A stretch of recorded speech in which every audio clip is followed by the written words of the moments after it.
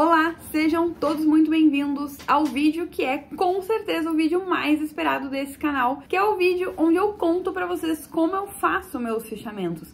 Porque toda vez que eu abro uma caixinha lá no Instagram, e se você ainda não me segue no Instagram, você está perdendo, me siga lá, @Nichelle com N. Toda vez que eu abro uma caixinha, vocês param e vocês perguntam: Nisha, mostra o seu fichamento, deixa a gente ver, deixa a gente entender como funciona, enfim. Eu sempre digo, calma, calma. Por quê?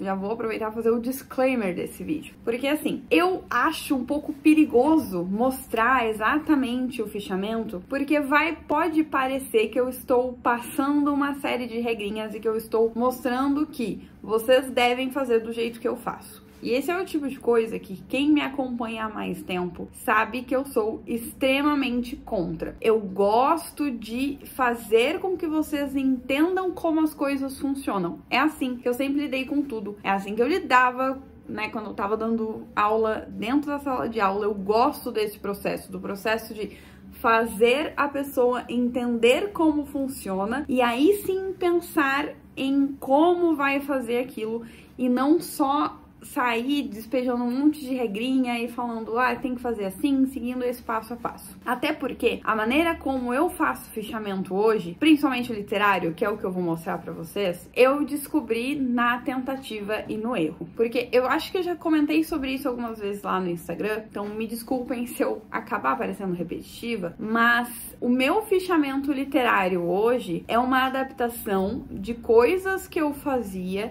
quando eu estava fichando texto acadêmico, quando eu estava fichando textos teóricos. Então eu fui adaptando algumas coisas e fui tentando e mexendo e tirando um passo, botando o outro e estudando como funciona o processo de aprendizagem, o processo literário em si, o que é o ato de ler literatura em si. Foi a soma de tudo isso que me fez chegar hoje em um fichamento literário, que é o fichamento literário ideal para mim. Porque o que eu tento fazer é uma mescla entre algo que eu consiga, um fichamento que eu consiga, a partir dele, criar um roteiro de aula, criar um roteiro de vídeo aqui pro YouTube e também um fichamento que a Nichelle de 20 anos, daqui 20 anos, que eu botei quase 50, vai olhar e vai pensar, nossa, que incrível foi essa experiência de leitura.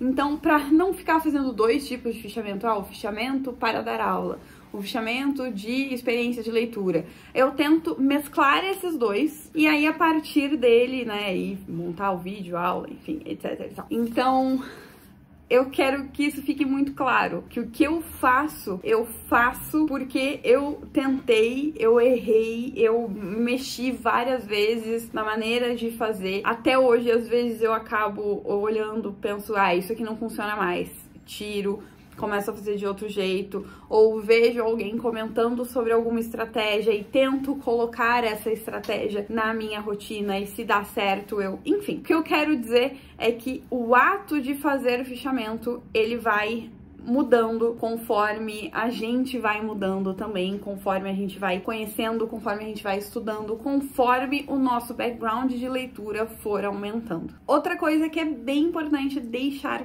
bem clara é que não existe um fichamento bonitinho sem um processo muito maluco de leitura ativa. Não tem como. Essas duas coisas conversam entre si. O que você vai colocar no seu fichamento é um filtro do que você fez na leitura ativa. Então, isso pra mim, assim, quando eu entendi essa diferença entre as anotações que a gente faz durante a leitura e o fichamento final, a minha vida, assim, mudou completamente. Porque eu consegui melhorar o meu mecanismo de leitura ativa, consegui melhorar o meu processo de leitura. Porque antes eu ficava muito presa em tentar chegar ali, na ideia completa. Eu acabava reprimindo muito do que eu pensava e das minhas impressões do ato, da leitura, do durante a leitura. E eu percebi que isso me atrapalhava, porque eu acabava me inibindo. Eu queria puxar uma seta, escrever na margem, colar um post-it, botar alguma coisa ali que eu pensei na hora e eu pensava,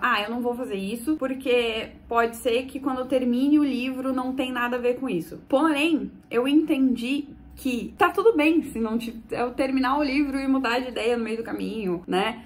Ou terminar o livro e ver que não era nada daquilo. Faz parte do processo de leitura, e o processo de leitura não pode ser inibido. A gente tem que deixar, né, as nossas impressões fluírem, as nossas opiniões sobre, né, os personagens, sobre o que tá acontecendo pra fora, pra depois conseguir filtrar isso e colocar no fichamento e fazer um bom fichamento. Então, ter clara a diferença entre a anotação, né, que é o processo ali, é o que faz parte da leitura ativa, e o fichamento, que é o resultado, que é o que vai consolidar a nossa leitura. Saber essa diferença na ponta da língua foi o que realmente mudou a minha relação com a leitura. Então, só pra resumir um pouquinho pra vocês, eu até expliquei isso lá no Instagram já uma vez. A anotação é o que você vai fazer durante a leitura. Não tem certo e errado, não tem limite. Se você quiser escrever 3 páginas, colar 10 post-its pra falar sobre um parágrafo, pra colocar suas impressões, pra fazer suas relações sobre um parágrafo, você pode, tá liberado.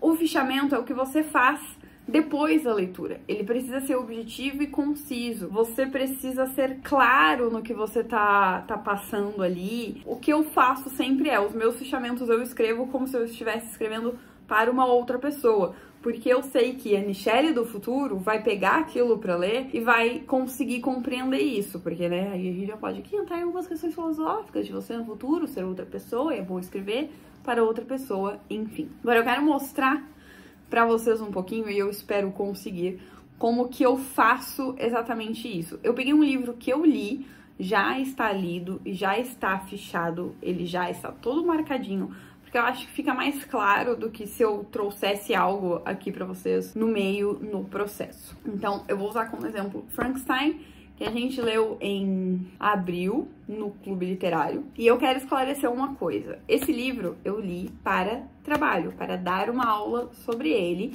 e foi a minha 3ª releitura. Não é por conta disso que a minha experiência de leitura teve menos valor ou algo do tipo. Muito pelo contrário. A minha experiência de leitura aqui, eu fiz questão de deixar muito bem registrada, justamente porque eu sabia que ia me ajudar na hora de filtrar e fazer um bom fichamento e, consequentemente, fazer um bom roteiro de aula, um bom material para aula. Então, primeiro eu quero mostrar para vocês os post-its. Primeiro de tudo, eu não faço código de cores. Por quê? Não funciona pra mim. Eu tentei diversas vezes, mas não dá certo. Eu sempre acabo me embananando, a flag acaba e eu pego qualquer uma, ou eu esqueço que eu tô fazendo código de cores, enfim. Eu nunca tive, assim, grandes problemas em não usar código de cores, justamente porque eu passo esse pente fino, eu faço esse filtro depois e faço um bom fechamento. Então, nunca me atrapalhou. Eu tento, assim, fazer alguma coisa que faça um pouco de sentido, mas não é algo, nossa, só o que é verde é X, só o que é amarelo é Y. Geralmente eu vou só marcando sem muito compromisso com isso, e é o que funciona pra mim. Eu tentei aplicar código de cores algumas vezes e, além de dar errado, como eu falei pra vocês, me atrapalha no momento da leitura. Eu preciso ficar lembrando que o rosa é pra coisa tal. Enfim, não dá certo pra mim. Super apoio quem usa, mas comigo não rolou, e se funciona pra você, tudo bem também. Outra coisa que funciona muito bem pra mim é sempre uma lapiseira, um lápis na mão durante a leitura. Por quê? Deixa eu mostrar aqui pra vocês. Vocês vão ver aqui na página, ó, que tem várias coisas que estão, né, circuladas, algumas que aqui tá sublinhado. E essas coisas eu acabo não botando regra também, tal qual. Não uso código de cores, eu não uso um código de símbolos. Quer dizer, de símbolo eu uso, né? Depois a gente vai falar sobre isso. Mas essa coisa do texto mesmo, do que tá circulado, do que tá sublinhado, eu não faço muita diferença. Eu geralmente uso esses elementos do texto, essa coisa de, eu risquei, eu sublinhei, para me ajudar a manter o foco. E não para o futuro, e não para como eu vou achar essa informação depois. Quando eu quero marcar algo de achar alguma informação, eu faço, né, uma exclamação. E sempre na margem, assim, de um jeito que depois, quando eu estiver folhando, eu consiga achar isso de uma maneira mais clara. Ó, aqui tem outra. Então, eu deixo o corpo do texto, então, o que tá sublinhado, o que tá circulado, pra realmente um processo de foco. Então, eu risco, eu sublinho pra me ajudar a manter o foco. Agora, quando eu coloco, né, exclamação, asterisco, ponto de interrogação, enfim, que eu coloco na margem, aí sim é para marcar, aí sim é para chamar atenção. E aí, obviamente, quando eu quero chamar mais atenção, eu boto uma exclamação e uma flag, porque eu não tenho o mínimo de limite e noção de nada. E aí, qual é a minha legenda pra isso? Geralmente, ponto de exclamação eu boto quando é algo que é muito importante para o desenvolvimento da história ou para o que está acontecendo ali naquele momento. Como que eu sei a diferença dessas duas coisas? Pelo tamanho do meu ponto de exclamação. Sim, é isso que eu estou falando. Mas, de novo, isso eu faço há muito tempo, eu testei muitas coisas, enfim, e pra mim precisa ser muito intuitivo.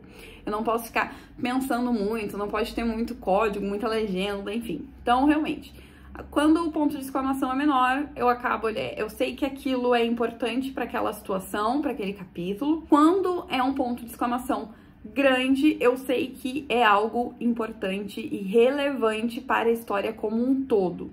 O ponto de interrogação também é 100% intuitivo. Eu uso quando eu não entendi exatamente o que tá acontecendo ou quando eu acho que o que tá acontecendo ali não faz o menor sentido pro resto da história. E eu nunca uso o ponto de interrogação sozinho. O ponto de exclamação, vocês viram, eu mostrei pra vocês. Eu uso ele sozinho. Mas o ponto de interrogação, geralmente eu puxo uma seta e coloco não entendi, ou escrevo a minha dúvida, enfim, eu deixo claro e boto uma flag, porque eu realmente acho que isso vai ser importante depois. Porque algumas coisas eu marco como, isso não fez sentido pra mim na história. Eu termino o livro e fez sentido. Olha que legal. E aí eu volto lá, releio e, ok, realmente entendi, legal. O asterisco eu boto pra frase ou pra parágrafo, que eu achei bonito, enfim, e também só marco o asterisco ali na margem e não dou, assim, muita importância pra isso. Realmente eu uso só pra poder folhear depois e saber, isso aqui tem uma frase que eu achei interessante, que às vezes eu estou precisando de alguma coisa motivacional, enfim, e aí eu paro. Agora, sobre os post-its em si, né, aqueles que nós escrevemos. Eu escrevo, assim, sem dó, muito. Eu coloco muita coisa. E eu não tenho realmente medo de escrever alguma coisa errada. Eu lembrei de um livro, eu escrevo, puxo uma coisa. Eu tenho alguma impressão, alguma opinião pra dar sobre o que aconteceu, eu vou lá e escrevo, né? Eu faço isso muito. Eu tenho algum comentário pra fazer sobre o narrador, eu escrevo. Eu não tenho problema em colocar pra fora o que está acontecendo ali, o que eu estou pensando durante a leitura, porque eu percebi que funciona muito bem pra mim. Eu realmente funciono melhor se eu paro ali, eu acabei aquele capítulo, e aí durante ele eu tive um insight muito legal, eu fiz uma relação muito legal com outro livro. Então eu funciono melhor se eu paro, escrevo e coloco aqui, do que se eu continuo lendo simplesmente e deixo isso pra lá. Então, né, já expliquei pra vocês mais ou menos como eu faço essa questão de leitura ativa. E o fichamento em si, ele acaba sendo um pente fino que eu faço em tudo isso. Então, obviamente que no fichamento vai ter algumas informações técnicas que estão aqui, né, no comecinho do livro, às vezes em alguns textos de apoio, às vezes, né, na própria página de rosto ali, enfim, né, que é ano de publicação, ano de, né, que foi escrito, né, às vezes dou uma pesquisada em contexto histórico, às vezes não dou. Confesso, né, aqui no Frankenstein eu dei uma pesquisada no contexto histórico, mais especificamente sobre o contexto histórico do romantismo gótico, para entender como funcionou um pouquinho aquilo. E aí eu dou uma pesquisada, às vezes em textos de apoio, e aí eu coloco aqui, às vezes os textos de apoio que vêm nos livros trazem algumas informações, às vezes uma pesquisada no Google, sempre em inglês, porque se for pesquisar em português não vai achar nada que preste, já resolve o problema. Então eu faço isso, mas isso não é regra. Tem livros que eu acabo não fazendo isso, principalmente quando eu estou lendo livros de um mesmo autor, assim, sei lá, li 3 Dostoiévski, um atrás do outro, então não vou ficar botando o contexto do Dostoiévski em todos os meus fichamentos. Geralmente, quando eu faço isso, eu vou, igual eu tô fazendo aqui no canal, né, o projeto do Machado. O que eu fiz? Eu pesquisei sobre o contexto do Machado antes de começar o projeto e eu escrevi uma página, acho que foi uma só, não separei aqui, mas enfim.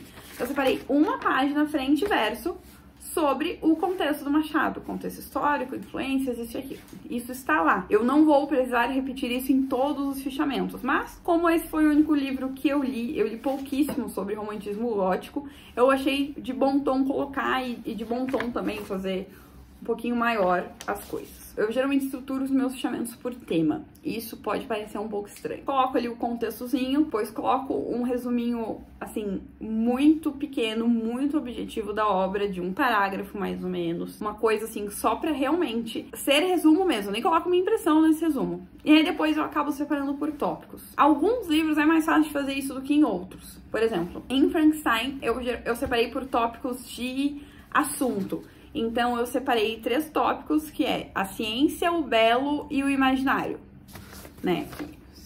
Minha letra é horrível, eu já mostrei pra vocês lá no Instagram, vocês já estão cansados de ver isso, mas enfim. Eu separei em 3 tópicos e aí eu fui desenvolvendo, né? A partir daqui eu fui lá ver o que eu pensei, né, sobre essas coisas, porque esses foram os assuntos que vieram, né, na minha cabeça enquanto eu estava lendo. Isso tem a ver realmente com o processo de leitura, mas assim, quando eu falo em separei por assuntos, eu não estou falando que eu usei de Frankenstein para falar sobre ciência, para falar sobre belo ou para falar sobre imaginário. Não. São assuntos que estão dentro do romance e eu vou explorar nesses tópicos do meu fichamento como que isso aparece no romance, ok?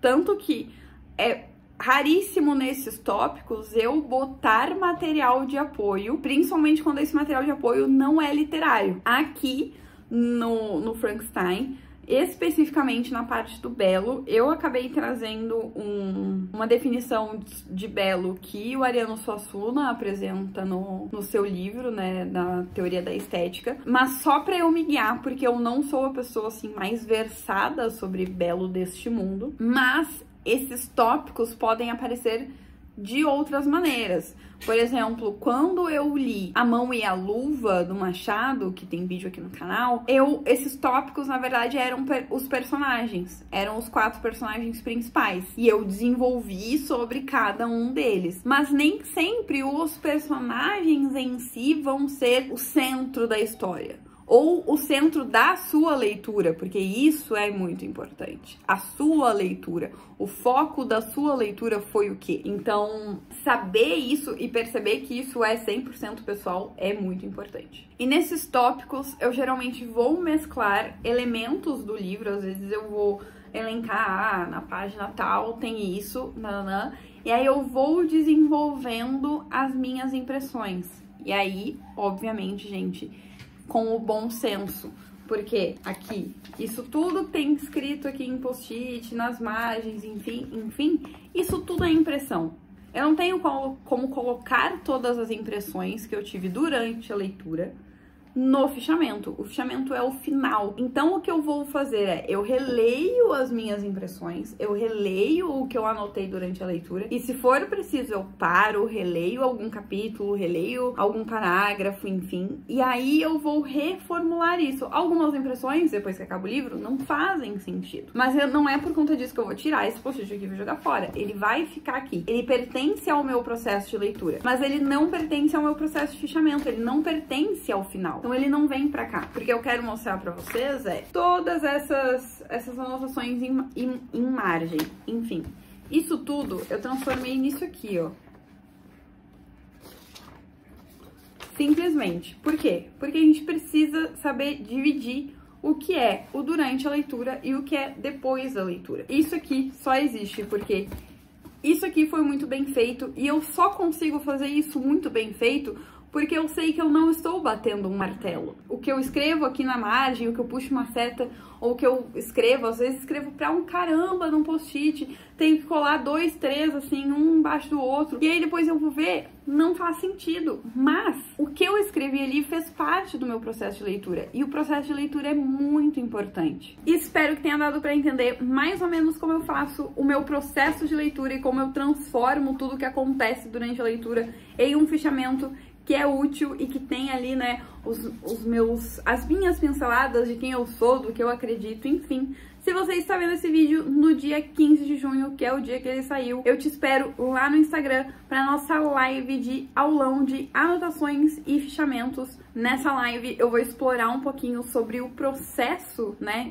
da leitura ativa, sobre o processo de fichamento. De novo, não vou ficar falando sobre regrinhas, assim como não falei aqui nesse vídeo. Eu realmente estou preparando uma coisa muito legal para que vocês consigam entender como que funciona, para entender o que é necessário, para entender o que é o ideal para montar a sua própria estratégia de leitura ativa e de fichamento. Espero vocês lá. Beijinho, até a próxima.